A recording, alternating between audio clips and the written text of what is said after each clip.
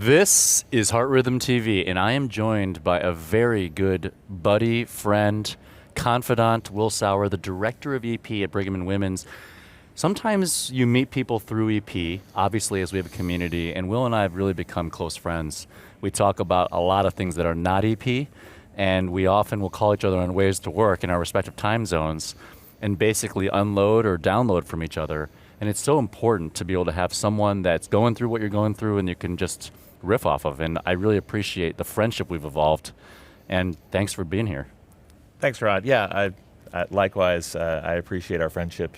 And although this interview came about because I sent you a text saying, hey, let's get together. And so this is my only time with you. Right. It just goes to as a testament about how busy we've been. That's how good of friends we are. So the only way Will can meet me is on Heart Rhythm TV. But this is great because you were one of the program planners, and last time in terms of the committee here to be able to figure out what's the program going to be like. It's San Francisco. We actually rode scooters last year in Boston together, and then you were talking about what went into all of HRS 2022, and we're on day 3 now.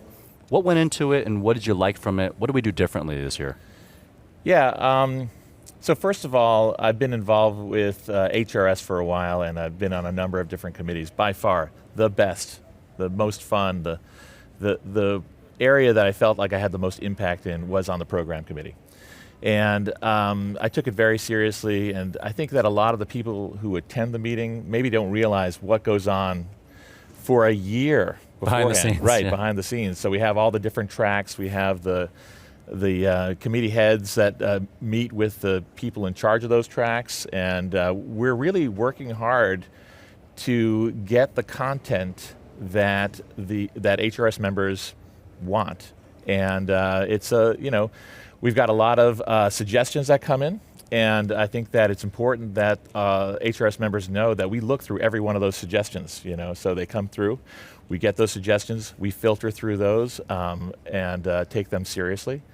And then there's just meetings throughout the year with your team, and we've tried to think of creative ways to make the meeting new and different and better. Mm-hmm. And this year we had to bridge from 4 days to 3. I think that that was a challenge as well. So last year, Usha, Tedro, and I thought of this hands-on learning experience for fellows, and that was with ablation biophysics. It was a big hit.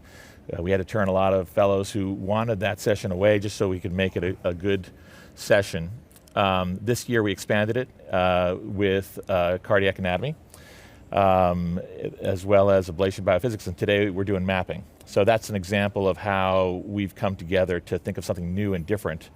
For a lot more interactive with a fellow. Get in there rather than seeing slides, meet faculty, right? And then who better to learn from than the king of biophysics? The man that made half normal saline sexy is Will Sauer. So it's really cool for, I think, fellows that come for the first time to be able to interact with the faculty in a much closer way. We had Josh Moss, Dewey Wynn, Usha Tedro, Nishaki Mehta, Andre Davila. We had great faculty who are very invested in fellows education. So it was really a great experience for them. Maybe we'll expand it. We'll look at the feedback and take it to the next level if we can. Any really cool late-breaking science that you're like, wow, that was awesome, or this really was your take-home couple trials? Yeah, I think that this conduction system pacing is really interesting. He called me and he's like, I don't know about this stuff. And then you did it, and you did a case, and you texted me, and you're like, no, this is good stuff. And you're like, I might be in. Yeah, no, I'm a convert for sure. I believe in it. I think that the results of the trial yesterday in non-ischemics really promising, maybe superior to traditional CRT. Yeah, and it was statistically significant.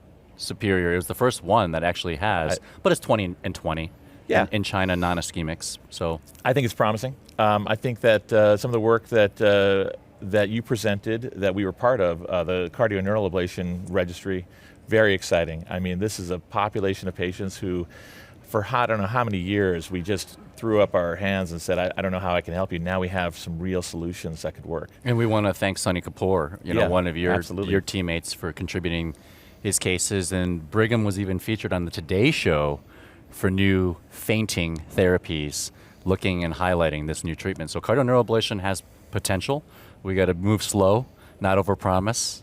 Over-deliver and Yeah. under-promise. Yeah, today's show, almost as prestigious as Heart Rhythm TV. Almost.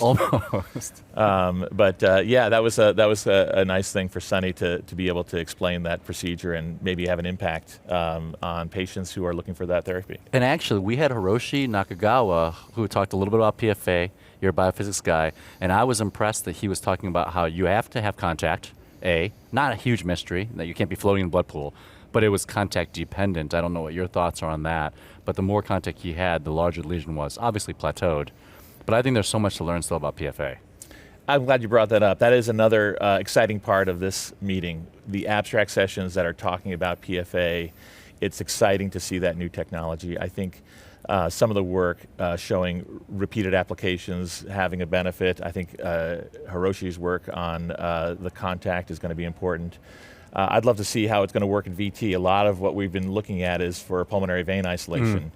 I think that it's just a testament to how our field is continuing to evolve, and it's exciting, and it's the reason I'm going to keep on coming to HRS. Well, thank you for being an awesome friend. This is obviously making genuine friendships through EP. He mentored me through whether I should go to University of Chicago as a director. He's one of the first directors that's young, really young. We always said you're the youngest director at Colorado, and then now you're at Brigham. That was a little while ago. Yeah, when you're really young. But anyway, it's been really fun having you mentor me through many things. Really appreciate the friendships. And you and I are going to go look for some scooters. That's right. Let's do it.